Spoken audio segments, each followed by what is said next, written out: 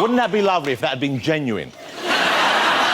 Hello, it's Saturday night. Welcome to the Jonathan Ross Show. Let's see who's in my green room tonight. Boy, have we got a show for you. We have the biggest comedy star in the world, Ron Burgundy himself. It's Will Ferrell, ladies and gentlemen. There he is. Look at that good-looking, curly-haired man. Yes. Yeah. We have the star of The X-Files, Great Expectations, The Fall. I could go on listing of amazing shows, but it's too long, and I've got presents to wrap. It's Gillian Anderson, ladies and gentlemen. Fabulous, Gillian Anderson. Incandescent is her beauty. We have a national treasure, a global icon. He's quite simply a national global treasure icon. It's David Beckham. There he is. Soak him up. Soak him up with your eyes.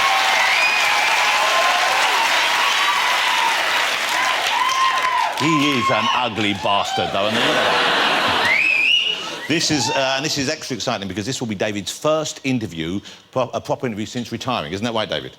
Very true. There you go. So he's chosen to come here, which is going to be very exciting. He only said very true, and someone went, "Oh, he talks as well." We also have some great music for you this evening from the sensational Leona Lewis, ladies and gentlemen. There she is. Well, it's just 10 more shopping days till Christmas, and the pressure is mounting for gentlemen to find that special gift for the lady in their life. Now, of course, it's very difficult choosing the perfect present, so here's a bit of advice. It comes from a poll that was published this week of the 10 worst presents given to ladies by their partners at Christmas, OK? These are all genuine presents that misguided men gave to their better half, OK? So here's my first one. This is probably my favourite. A beard trimmer. What woman's face wouldn't light up on Christmas morning when she opens that? My man actually bought his partner a beard trimmer. It's the gift that says, "I love you, you look a bit more like Tom Selleck than we first met." And if you think that's bad, Gillian, how would you like to wake up Christmas morning to find nesting under your Christmas tree a cement mixer? There you go. And that... The only good thing about getting a cement mixer for a present is I suppose you can bury the person who bought it for you under the patio. Here's another one. This is my favourite. And remember, these are all genuine presents that men have given their ladies, OK?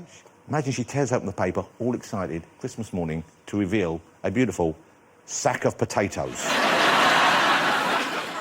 David, how would Victoria react if you gave her a sack of potatoes? I knew you was coming to me with this one. Well, she's got to be used to bulging spuds. We've seen those adverts you do in your pants, so...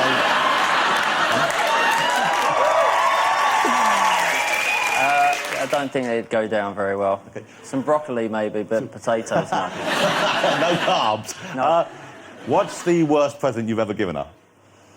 I don't know. I seem to get it right with most presents, but I'm good at giving, but receipt...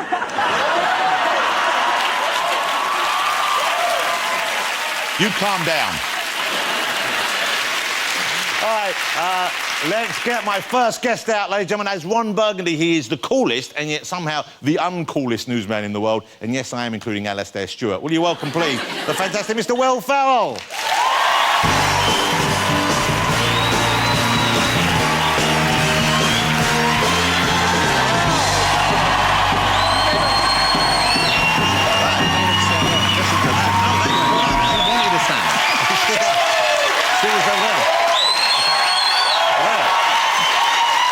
Well, listen, that's an exciting... That is a fantastic crowd. What a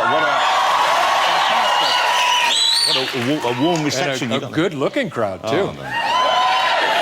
It's like a crowd of David Beckham looking like people. He is gorgeous, by the way. He's so gorgeous. Yeah. He's not even my type, and I'm thinking... Yeah.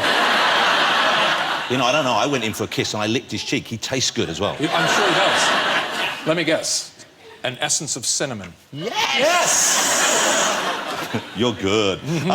So, listen, Christmas is nearly here. I'm very excited. I hope you're excited also. He's really sad that he decided to come tonight. Yes. But he's got so much to give. Yeah.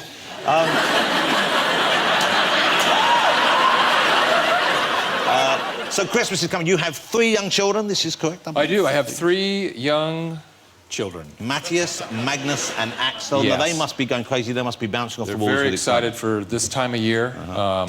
It's the best time of year for children. It's a great time of year. Because they get presents, whether they deserve them or not. And you have your wife is Swedish. She is. She is. And so we kind of have a special, a different bent to our Christmas. We have a Swedish Christmas party every year, which is called a julfest. Julfest? Yeah. Well, we have the word Yule. Oh, okay. Okay. So it's not that.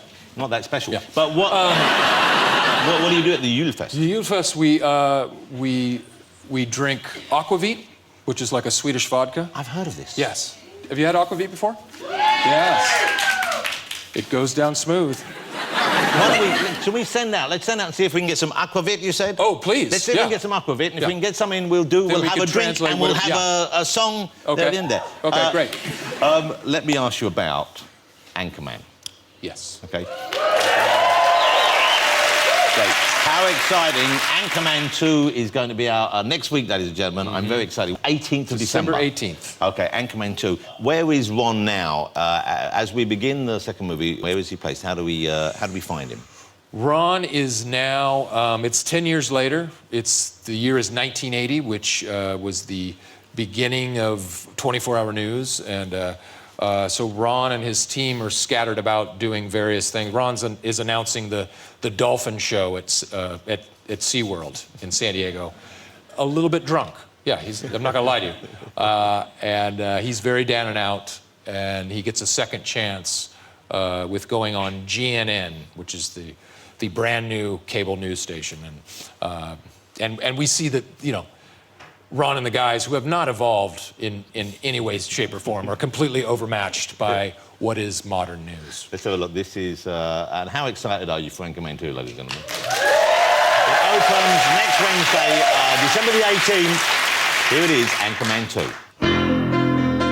2. We're starting a 24-hour news channel, and we want you. I'm gonna do the thing that God put Ron Burgundy on this earth to do. Have salon-quality hair and read the news. Don't stop. This just feels right. The news team is back. Welcome to the 80s, baby. Is that your foot between my legs? No. Oh. It was my hand. Your hair looks like white popcorn. I like the parts of your face that are covered with skin. Don't stop believing. That's Jack Lime. Look at him. He's a prince. He's not that great. What'd you say? He said you're not that great. Frick. Don't stop believing. I don't read Jet Magazine or Jerry Curl Daily. What are you doing? I'm breaking down the barriers of race by assimilation. And on that note, which one of you convicts with the longest record can pass me the mashed potatoes? Oh, dear.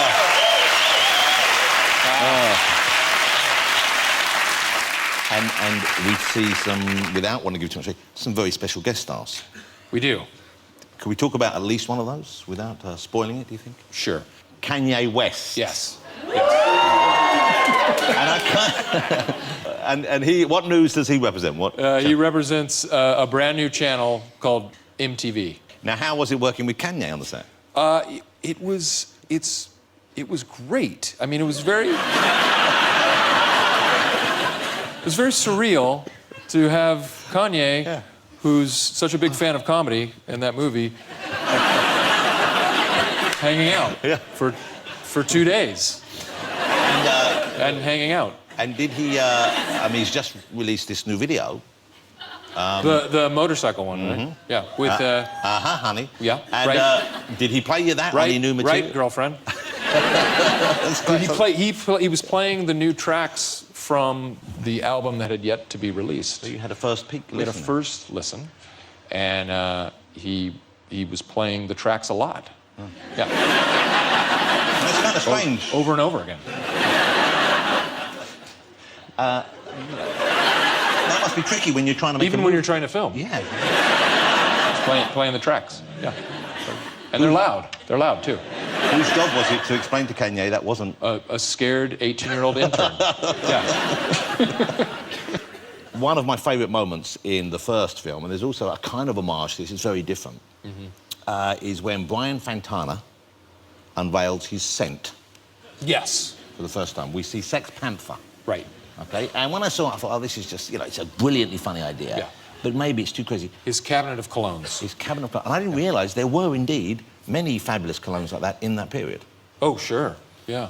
We've researched some, and I thought okay. you might enjoy seeing some. Please. Yes. And so I have my own cabinet of colognes, which Yeah. I'm going to unveil. Fantastic. So if you're ready for this, ladies and gentlemen. I'm ready. And these are all are you genuine guys ready? Yes. Let's do it. Okay.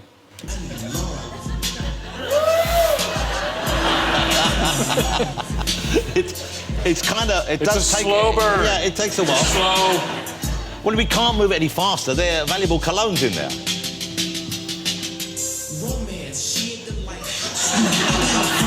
We're almost there. Okay. Look at this. We've got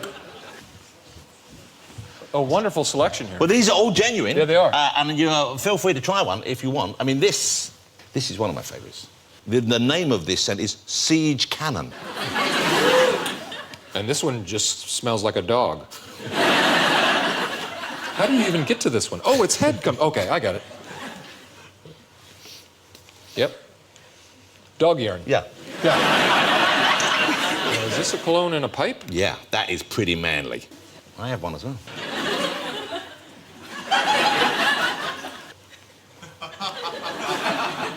Excuse me, you wouldn't, by any chance, have any cologne in your pipe, would you? Why, yes. Why, yes, sir. Oh. I just love Old Spice. That's traditional, right? Yeah, finally, we got some Old Spice fans. It's good to see that. I used to love those commercials.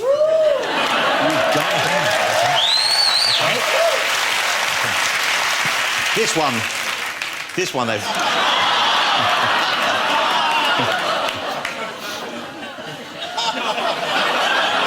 Did you just... Shouldn't drink it. Look at this one. This one's made no effort at all. Look at that. No, that's... It's feeble. Do you want to smell this? Have a smell of this. What do you think of that? Smells like a former British soccer player.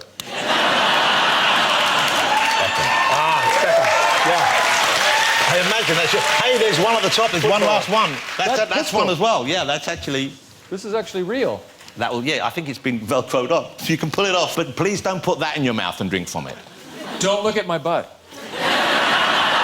Now we can't look anywhere else. Look at this. No, that one's not good. Yeah. Let me put this... Shall I put the cabinet away? I don't know. How long you got? Everyone just take a... Bye-bye, cabinet.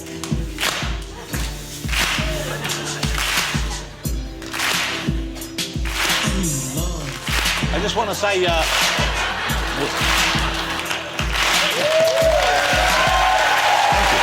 love the cabinet. I love it too. A lot of people love the cabinet.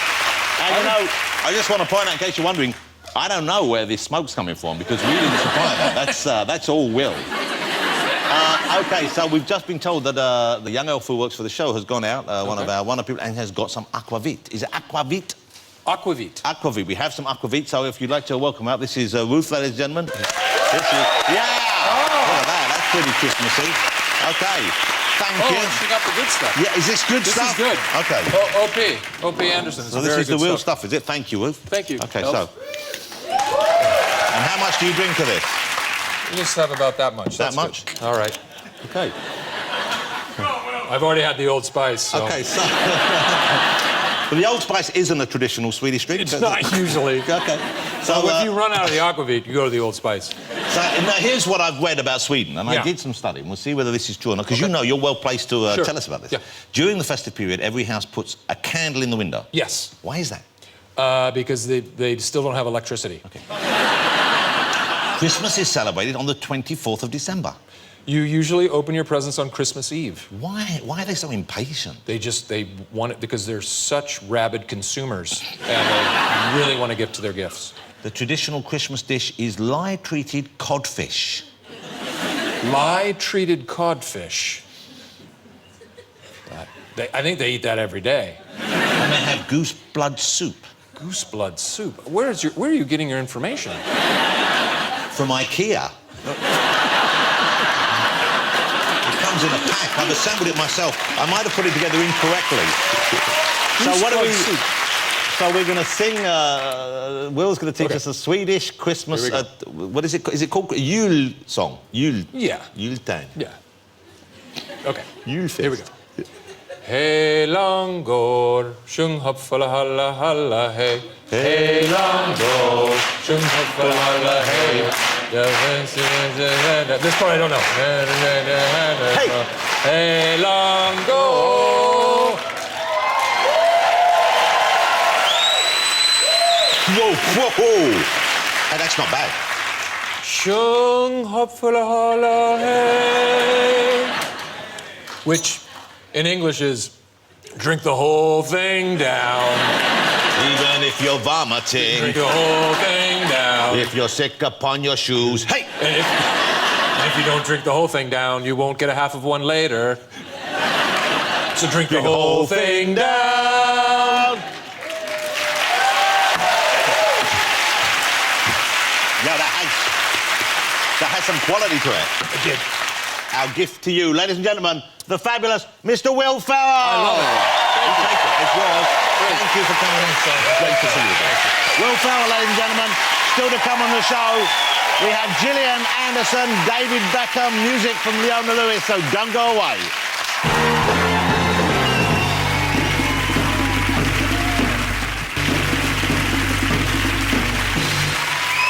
Welcome back, everybody. How great's Will Ferrell? Isn't he great? Oh, we've got more. Let's get my next guest out. She is one of this country's greatest actresses. I first fell in love with her in The X-Files. I've loved her in everything she's done since. It is the one and only Gillian Anderson, ladies and gentlemen.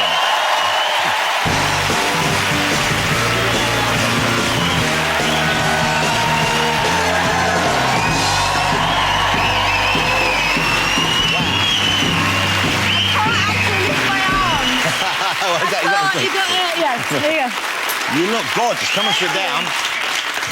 I apologise, it does smell a bit like how... I don't know if you're familiar with the phrase a knocking shop, but this is kind of... That smell of old aftershave there is kind of how I don't smell the Old Spice, though. My dad used to wear that. Did he? Yeah.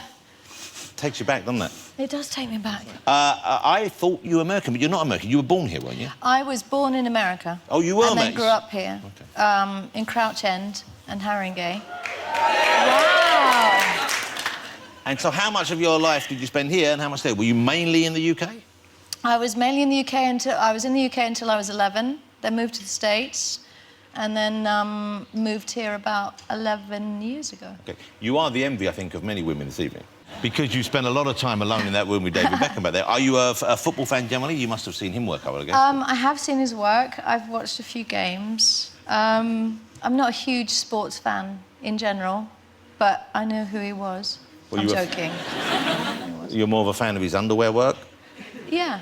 Fact. So are you, apparently.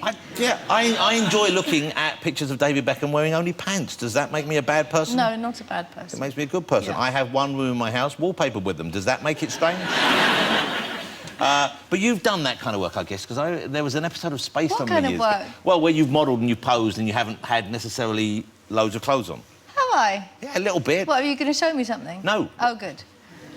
Would you like me to? No, I expected you to, like, bring up a picture of what? There was one thing this week, and this was for a very nice reason. Yes, there was, well, explain this picture. This is a picture of you with a gigantic eel. Yeah.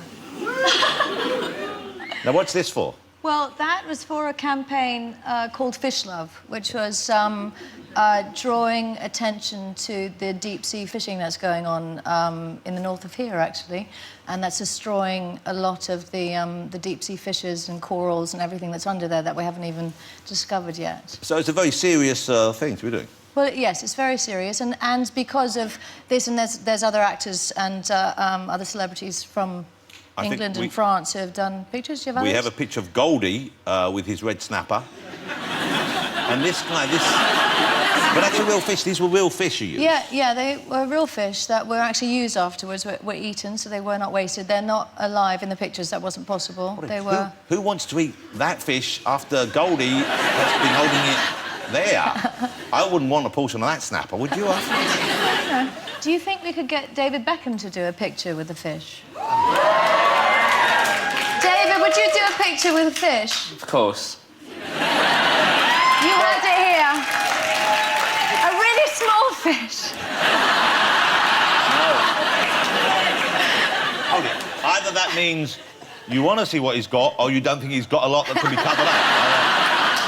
Or maybe... Tadpole. Tadpole, you're making it worse. That's not a comment on what it's hiding. Never mind, let's change the subject.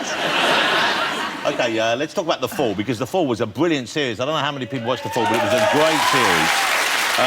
Detective... Was she a detective? Yeah, Detective Superintendent Stella Gibson. Stella Gibson. What a great character. What a strong character. What attracted you to her in particular? What did you like about the way she lives her life? Well, I don't think that I've ever read a female character quite like her. She's still a conundrum to me. She's very mysterious and, you know, obviously very independent and intelligent and self-assured and good at her job and very self-contained. And I liked her from the first page. I loved how confident she was in herself and in her needs, if you know what I'm saying. I think I know what you're getting at. Yeah, she's a woman who knows what she wants and she's not afraid to let people know. And that's quite unusual to see, isn't it? Yes, it is. Yeah. Is it nice to play that kind of person? It is nice. I feel like I've learned from her about how to be a better woman, to be honest. Okay. Let's have a look. This will explain, in case you didn't see it, about this character getting what she wants. Look at this. What's going on, Sergeant? Been a shooting in a house about a mile away. Car was stopped just up along there. Found guns and arrested 3 men. Waiting on the dogs. Explosives? This is Detective Superintendent Gibson. She's here to review the Monroe investigation. All right. D.S. Olson. Nice to meet you. There's drugs. Deceased was well known to us. Will the review take long? A week, maybe more. I'm staying at the Hilton. Very nice. Room 203. Jim! Good luck with your arrest. There we go.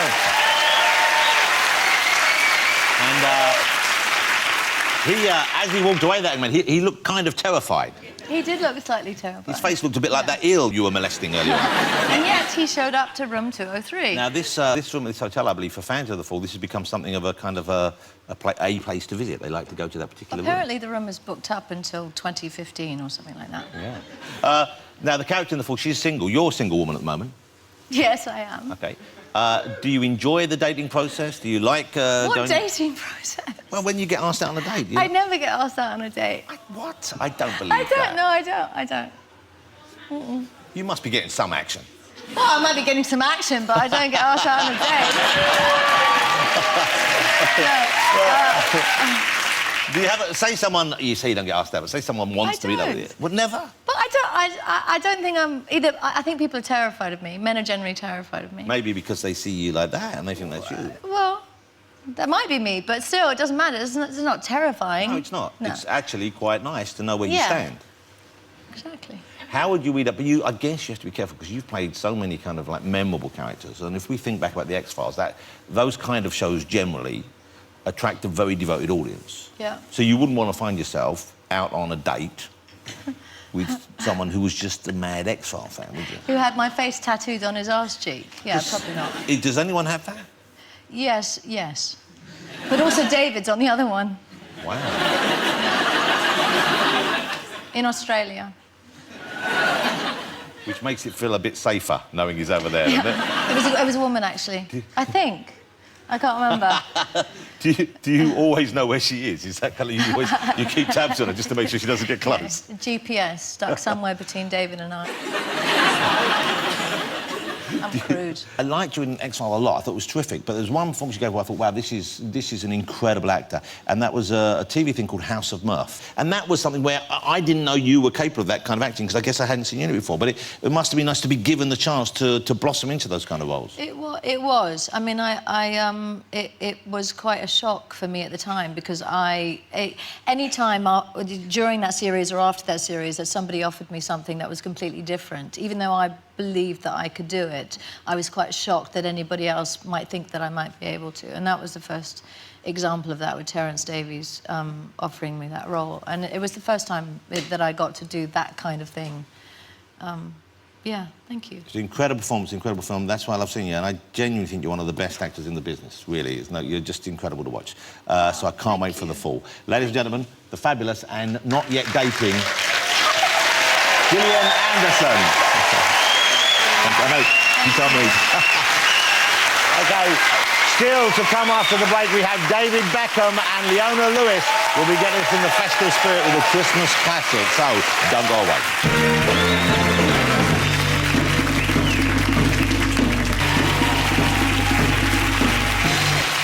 Welcome back, everybody.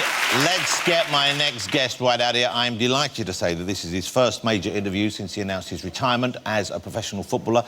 Before he comes out to join me, not that we need it, but let's just remind ourselves of some of the moments that made him such an icon on the pitch. And the former Liverpool man, here's Scholes now, he's worked it on well to David Beckham. We'll have a go for here, and what a goal! Beckham strikes for England. Beckham's free kick. Number 3! Here's Beckham, who's onside. 1-1. And Beckham again. Oh, brilliant goal! Beckham's done it again at Old Trafford. Beckham could raise the roof here with a goal. I don't believe it. David Beckham scores the goal to take England all the way to the World Cup finals. Give that man a knighthood. Well, let's hope someone's listening. It's David Beckham, ladies and gentlemen. Here he is.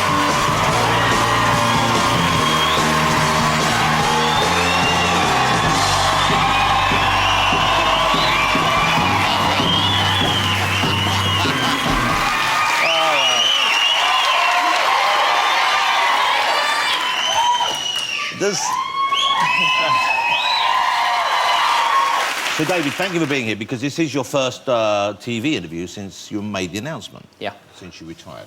And you're still clearly in good shape, right? So, there are footballers, not many, but a few professional footballers still playing on after your age. Ryan Giggs is still doing great at 40. Why now? Why did you decide this was the right time for you? You know, I always said to myself that at some point in my career I will stop playing, and I know the right time. And when I first won the championship with LA Galaxy, I thought it was the right time to then walk away from, you know, playing in America. So you thought then this might be a good time and then I sat down with Victoria and the kids and friends, and I just felt it wasn't the end over there. I just felt that there was another year and something else to go on whilst playing for the Galaxy. So I stayed another year. I ended up winning the championship, and then I announced that I was gonna go on and have another challenge. And I kind of ummed and ahed whether I was going to finish actually playing. And then Paris came in for me, PSG, and said, would you like to come and play in Paris for 6 months? And I just felt that was the right time. I knew that when I was going to Paris, I knew that that was going to be it. And so when you accepted that job, you knew this was going to be your last job? Yeah. In May, when you walked out for the last time, and you knew this was your last time as a professional on the pitch, talk me through that. How did that feel? It was really hard.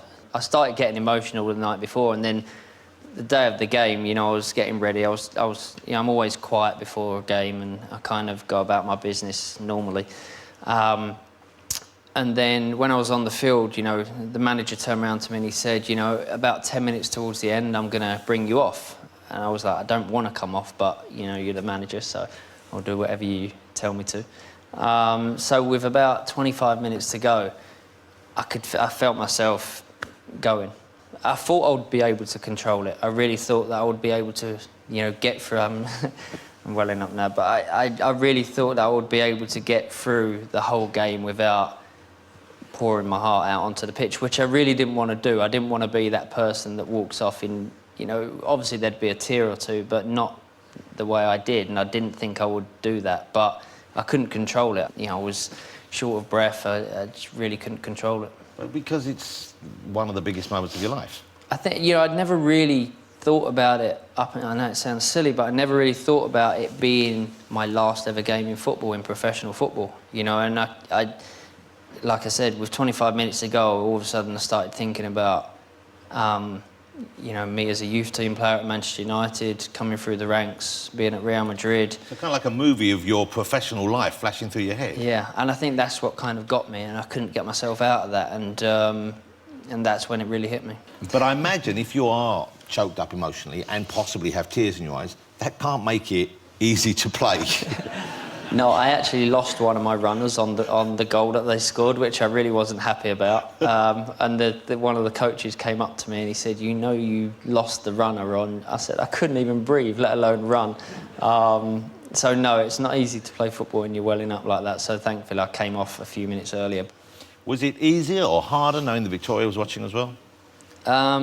There's actually an image in the book that I've just brought out, by the way. Yeah. Of Victoria and Romeo, and I mean that really gets me to see, you know, obviously Victoria like it, but obviously Romeo as well, and having them there, I could see them when I was walking off the pitch, and that's when it really went all kind of wrong. And so the next morning, the first morning where you're no longer a professional footballer, waking up, you felt better? You felt worse? Was there a burden that had been lifted off? This is the thing. I'd played professional football for 22 years, and towards the end of my career, I had aches and pains back, you know, hamstring, normal kind of things, and obviously the Achilles that I did a few years ago. So I had aches and pains, but I thought the moment I'd finished playing that those aches and pains would go away, but it's worse. It really is. It really is bad. You know, I read a chapter of... I actually read.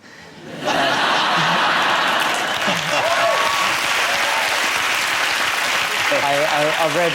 someone told me when they heard I was retiring, they said, "Well, read this chapter in Andre Agassi's book." Hold on, so you're not up to whole books yet, then? No, just chapters. Just chapters. Just chapters. So I was reading Andre Agassi's book, and there's a chapter in it where he explains at the end of his career, or towards the end of his career, you know, it's a whole chapter about how his routine of getting out of bed in the morning and his first step and then the first 10 steps, and that's exactly how it is. You know, I was waking up kind of in pain from back pain, from Achilles pain. So it takes a while to get over that, but I'm over it, thankfully. You have a book out right now, David Beckham has, and this is kind of a autobiographical book, but it's really got a lot of pictures. It's more kind of, I think, your life as it is now, these last couple of years. Well, I didn't want to do an autobiography, you know, I was offered the chance... You've already written one, haven't you, though, years ago? Yeah, quite a few years ago, and I was offered the chance to do an autobiography, but I love photography myself, and I kind of wanted to bring a book out where, you know, people have seen these pictures before. It brings back memories for people, and, you know, when they see them, it either brings happy memories or bad memories from a couple of them. But this is a lovely image, and this is, I'm sure, you lot, and people will like seeing this again. We have look at this photograph here, ladies and gentlemen. That's a lovely... Now, that's Brooklyn, isn't it? That's Brooklyn. OK, and he is now how old? 14. So look at that. So you couldn't do that with your bad back these days, I can do it. He tried to get on my back the other day, but the problem is Brooklyn's obviously 14 now. You know, he's a teenager that, you know, he's got... He wants to wrestle Dad. He's getting muscles, and all of a sudden, the other day, I'm wrestling with him. And I'm thinking, I'm going to have to put a bit more into this, because he was holding me down, and I was like, OK, I'm going to have to put a bit... So I won in the end, but... Not for much longer, though. No. But then they all joined in, and then then it was done. But the great thing about, you know, Brooklyn and the other boys, and obviously Harper, especially the boys, I always wanted to have children at a young age because I wanted them to experience my career with me. And that's my biggest achievement in my life, the fact that I could have done what I've done in my career, but have my 3 boys with me all the way, and I've got pictures of them at Manchester United lifting trophies with me, at Real Madrid lifting trophies with me, PSG, Galaxy, and obviously with England, and that for me is the most special part of my career. So what a wonderful thing. It's a wonderful thing to say. So, but here's the thing. So What are you going to do for Harper? Because she's missed out on all the good stuff. You're going to have to become like an expert knitter or something in your retirement, so she gets the knitting trophy. She'll have a moment. You know, she's having a moment where, you know, any of you out there that have got little girls, it's a whole different thing with Harper. In what way? Tell me a couple of ways. I mean, getting dressed in the morning, it's a whole different thing. You know, I'm quite organised in the mornings. You know, I have my clothes ready for the morning. You lay them out the night before, don't you? Yeah. Do you lay them all out like pants, socks? That makes me sound really weird. Well, no, I know you like it all. You like your life all. I like to get up, get ready, and because I've got 4 kids to get ready for school, so it's not easy. So I have to be prepared the night before. A man wants to get up and get out. He wants to get moving. Yeah. But then Harper does exactly the same thing. Believe it or not, she gets her outfit ready the night before, and then she gets up in the morning. We go down to get her ready, and she changes her mind. So then, by this time, we're in a rush. You know, the boys are arguing over what breakfast they want, and I'm trying to get them ready as well. But then I'm in the room with Harper trying to pick out outfits, and anything that I pick out, which I think looks great, she puts back in. She's 2.5. But she always picks anything that she picks out. She looks amazing in, so it's easy. Yeah. But I love how much you are obviously besotted by her. Yeah. I mean, because you really, I know you love your boys, of course, but you really wanted the girl as well, didn't you? I did, you know, and we really wasn't expecting it. There's going to be a lot that she's going to have to deal with, and, you know, whoever she dates, if she dates, they're going to have to, obviously, you know, open the door to Brooklyn, Romeo Cruz, and then me, so... Well, we've already established you can't wrestle a 14-year-old off you. Yeah, you're no problem for this boy, this future boy. He's very strong. Well, speaking about Brooklyn, Brooklyn is showing some considerable skill as a footballer, I believe. You must be very proud. I'm proud of all of them. Yeah. You know, the fortunate thing and unfortunate thing about me being retired is the fact that the fortunate thing is that I can take them to training, I can take them to their games. The unfortunate thing is, which I found out at the weekend, I had to step in to ref one of their games. And I kind of didn't really want to. But then there was no other, you know, all the dads on the sideline was like, well, you know the rules, so you've got... So I took my coat off, I went out there, and it was in Romeo's game. So first half went great, they were winning 3-1. Second half, 4-1, 5-1. And then Romeo went to make a tackle in the penalty area, missed the ball and took the young kid down, and I had to give a penalty. But I looked over to the rest of the dads and they're like that. And then I looked over to the other dads and they're like... So I had to give the penalty. So fortunately, I shouldn't say fortunately because they're 11-year-old kids. The kid, they missed it. Yeah. But... You were let off the hook. But not really, because as we're running back, you know, Romeo's team went on the break. Romeo wasn't, he was just jogging behind, and he turned around to me and he went, I can't believe you did that to me, Dad. And he was crying, and I was like, oh, no. You're the worst dad in the world. But it was kind of a lesson for him. OK, we're going to take a break. When we come back, I'll still be chatting with David Beckham, and we have music from the fantastic Leona Lewis, so don't go anywhere.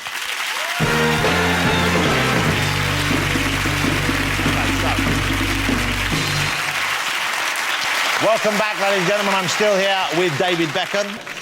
Someone else has a book out at the moment. Really? Mm-hmm. Well, lots of people do. It's Christmas. But in particular, I'm thinking of Alex Ferguson's book. Mine has less words in it.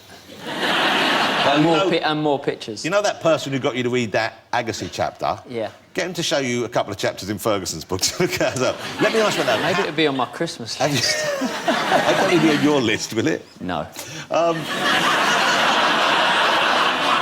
Maybe. Maybe. Look, it's his view of events. Yeah. Everyone has different views. You must be aware of what he said in the book about you and about the time you spent there together. I'm not going to sit here and criticise the manager because obviously he was the one that gave me my start in my career. He was the one that gave me the opportunity to play for Manchester United, and it was my dream. It was my dream to play for Manchester United. But it must have been... It must have got to the point where it was... Unbearable is the wrong word, perhaps, but more and more difficult for you to carry on playing for that team with the relationship that the two of you had. I think You know, during that season, there were certain things happened. I think the manager left me out of some big games, and you know, there were rumours that Real Madrid were coming in for me and Barcelona were coming in for me, and I didn't want to leave. I never ever wanted to leave Manchester United. I never spoke to any other club up until the moment when I phoned Peter Kenyon, who was with Manchester United at the time, and my friend phoned me when I was on holiday. He said, you know, United have just sold you. I was like, it's impossible. It's, you know, I've just signed a new contract about a year ago, and it was for 4 years. So I flew back to London. I phoned Peter Kenyon and said, can I speak to the manager? And he said, no, he doesn't want to talk to you. And I said, can this be resolved? I don't want to leave. And he said, no, it's done. And at that point, that's when I contacted Real Madrid. Or they was well aware of the situation at the time. What do you think of the way Sir Alex Ferguson dealt with that ending of your relationship, that end part of your career at Manchester United? Yeah, I think going back to like the boot incident and a few other incidents throughout my career with the manager, I always had an amazing relationship with him. You know, unfortunately, there were certain parts of, you know, the time that I was at Manchester United that were unbelievably well documented, and that was what blew it up a little bit more than actually what it was. But I always had a very good relationship with him. But I was young. You know, I was 21, 22 years old. And when you're that age, you make mistakes. You say things that you don't mean. You say things that that you regret. And there are certain things over the years that I look back on and think, you know, I shouldn't have done it. But I was young, and you know, these things happen. But I think the way I left Manchester United made me sad, because I'd grown up there. You know, it was my life. You know, I never ever wanted to leave the club. So the fact that the manager wouldn't talk to me, and it was very kind of dismissive, and it made me sad. And for over 2 years, I couldn't bring myself to watch Manchester United, listen to anything that they were doing, how they were getting on. It was too painful to actually, you know, even go into. You know, have you resolved this? Have you spoken to him since? Since his book, no. Since you left? But since I left, yeah, I've come across him a few times, and you know, it's been more than fine. You know, and I think you know, he's a manager that, you know, he's very strong, he's very strict, and that's why he's had the success that he's had over the years. And I feel unbelievably lucky to have played under him for the amount of time that I have. You know, people have talked about that, you know, the class of 92, which the DVD's just out, by the way, as well. Well, the DVD, we should definitely talk about that, because there's some great stuff in that, some revelations in there. How would you sum up Class of 92, the DVD, which is out now? Well, obviously, what it's about is living in Manchester and being in Manchester in the 90s. It's more than just about us six, you know, it's being around, you know, the Hacienda, not that I went very often, but being around the Hacienda, Oasis, Stone Roses, you know, living in Manchester at that time, it was such a great time. And probably the most exciting city in the UK to live in that decade. It really was. It really was. And, you know, I was very lucky to have grown up there at that time. But, you know, the DVD, you know, it's about the six lads growing up together from very normal backgrounds and becoming as successful as we was. We wasn't just teammates, we were best friends off the field as well. Let's have a look at the clip. This is the clip from Class of 92, which is out now, and it's great. Even if you're not a big football fan, it's just it's like a movie, the story of the relationships you have in it. This is Class of 92. The greatest feeling in the whole wide world. Those are the special moments, getting goosebumps. You were massively aware of what you were representing in the history. I looked at the players that I'd grown up with on the pitch at that time. This was more special than anything that I've been involved in through my whole life. We were playing for the biggest club in the world with the badge that you wanted to wear, winning. When was your score? I'm trying to think. Do you remember you used to play at all? I just completely forgotten. At the end there. That's a class of '92. It's out on DVD. I would have thought you've got used to... I mean, it's saying your retirement is not because you're not in retirement, but you've retired from the sport. But you've got lots of things to fill your time with, I guess. The children, primarily. Victoria has had... What an incredible success story she's had. Of all the Spice Girls, she's gone on to the biggest success outside. Obviously, an area which always she loved, she was wanting to... And has done brilliantly in. And I know how hard she works at that. I know how much commitment that kind of field takes out of people. So she's earned every moment of it. But you could, essentially, you could actually retire on her earnings now, couldn't you? If you wanted to, you could just kick back. I hope so. I'd love to. But, you know, her success has been really incredible. And it's simple. She works really hard. You know, she's a great mother, of course, and she looks after the boys and Harper. And that's our priority, and that's her priority. But she works really hard. You know, she's a hard-working mother, and she deserves the success that she's had. So you're kind of more of a house husband at the moment, then? I really am. I really am, but I love it. I love it. I must admit, I love... You know, I've been lucky. I've always been able to take the boys to school in the mornings, and then I take Harper to her school for a few hours, and then pick her up. Sounds to me, though, like you could conceivably, you could still pop another one out. Possibly. I know I put that very romantically. Really romantically. But you clearly have such joy in your life from your children. Mm-hmm. Having another one might be a nice thing. Have you had that conversation with Victoria? Yeah, it didn't last very long. We're both very busy and we're enjoying the boys. You know, the boys make us laugh every single day, you know, and Harper's at that age now as well. You know, the boys are trying to teach her stuff. Not all good stuff. Yeah. I actually went into one of the rooms the other day and they're all giggling and whispering. And I was like, what are you talking about? And they're like, we're teaching Harper a joke. So I said, well, because I've heard some of the boys' jokes over the last few months and it's not something that I really want them teaching Harper. So I said, what joke is it? And they said, it's the elephant joke. And I said, you cannot teach your 2.5-year-old little sister a joke like that. Hold it, what joke is this? I don't know if I know this joke. What did the elephant say to the naked man? I don't know. Sir. How do you eat with that?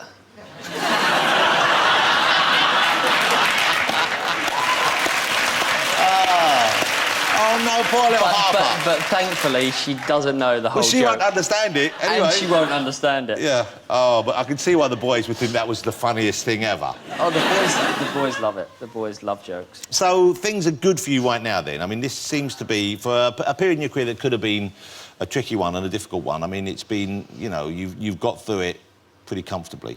And I would imagine Victoria is the main reason for that. Would I be right, at home? Without a doubt. You know, she's obviously been the person that has supported me through, you know, through my whole career, through the great times and the difficult times. And, yeah, she's been the rock. You know, she's the person that I turn to when I need advice and when I'm worried about something. And we're a family unit that sticks together. And that's you know, we've got 4 little children to look after, and they're our priority, but we also make time for each other. And, you know, that's why we've been together for 16 years and married for 14, and it's... Do you have, like, date nights? Do you go out on date nights? We try, but, you know, getting up with the kids at 7 in the morning, getting them all to school, picking them up, taking them to football, you know, feeding them in the evenings, getting them into bed, and by the time we're finished with that, we're exhausted.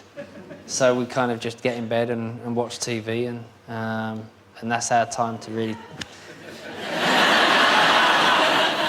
That's our time to talk.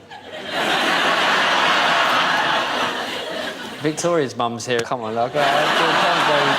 My mum, Victoria's mum, come on. I still try and talk at least once a week with my wife. Just once? I'm 53. Give me a chance. I need 5 days to get over it. It's great to have you here. It's great to see you. It's great to have you back in the UK. Ladies and gentlemen, join me in saying thanks to the wonderful David Beckham.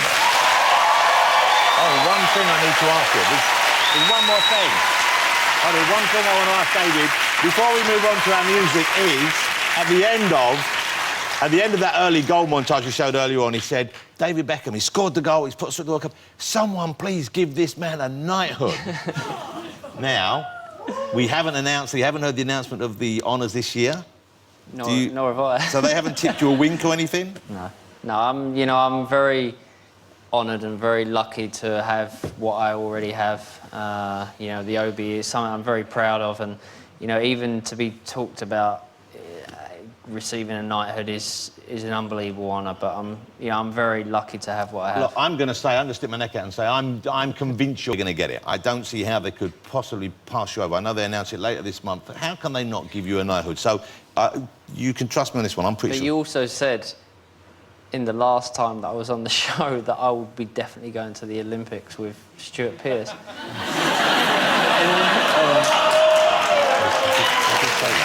did say that, didn't I? And we know how that went. So... Shall I keep my mouth shut, do you think? It's too late. Ladies and gentlemen, David Beckham. Great, that was a great finish as well.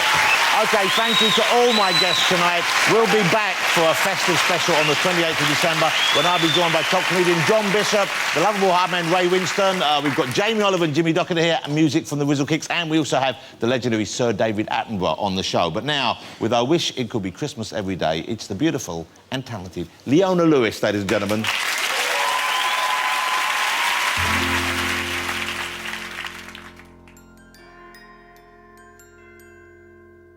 When the snowman brings the snow, well, he might just like to know he's put a great big smile on somebody's face. If you jump into your bed, quickly cover up your head. Don't you lock the door, you know the sweet Santa Claus is on the way. Well, I wish it could be Christmas every day, when the kids stop singing and the band begins to play. Oh, I wish it could be Christmas every day, so let the bells ring out for Christmas. When we're skating in the park,